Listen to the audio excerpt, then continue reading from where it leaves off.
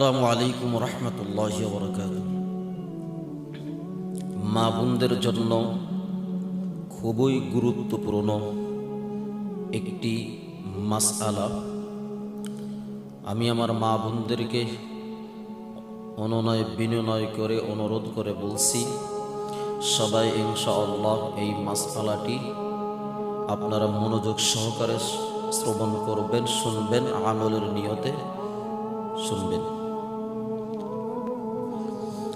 মা বোন সবার ঘরেই আছে, সেই জন্য বিষয়টা সবাইকে অবগত করার জন্যই মূলত এই মাসআলাটা।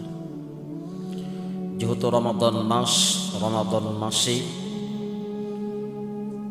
আমার মা বোনেরাও রোজা রাখে, তো মা বোনদের প্রতি মাসে একটি শারীরিক অসুস্থ হয়।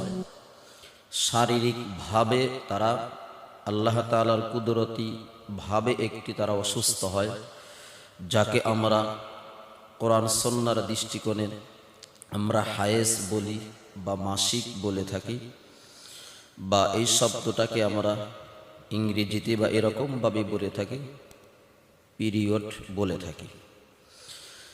যদি কোনো মা বোনদের যদি রোজা রাখা অবস্থায় যদি এই মাসিক বা হায়েজ বা পিরিয়ড চলে আসে, তাহলে সঙ্গে সঙ্গে তার রোজা ভেঙ্গে যাবে, রোজা নষ্ট হয়ে যাবে। তখন ওই মা বোন সে খানা পিনা সব ধরনের খাবার গ্রহণ করতে পারবে, পানও করতে পারবে। তবে ওই খানা পিনাগুলো মানুষের সামনে না খেয়ে আড়ালে অগোচরে খেলেই সবচাইতে বেস্ট হবে, উত্তম হবে। কারণ সবার সামনে যদি খাবার খায়, তাহলে মানুষের সামনে একটি বদ ঘুমানি চলে আসবে। সেই জন্য যদিও তারা খাবার খেতে পারবে, তবে মানুষের সামনে নয়, আড়ালে খেলেই তার জন্য সবচাইতে বেশি উত্তম হবে, বাঞ্ছনীয় হবে। তো সেই জন্য আসুন আমরা অবশ্যই এই বিষয়গুলোর প্রতি আমরা খেয়াল রাখবো, স্মরণ রাখবো।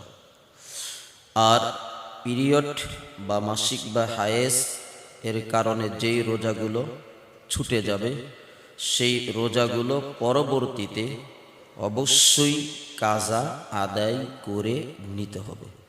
রোজা অবশ্যই কাজা আদায় করে নিতে হবে। মাধ্যমে রোজা যেই কয়টা ছুটে যাক, 3টি বা 5টি বা 7টি, যেই কয়টি ছুটে যাক, অবশ্যই রোজা কাজা আদায় করে নিতে হবে। এবার আসুন, আমার অনেক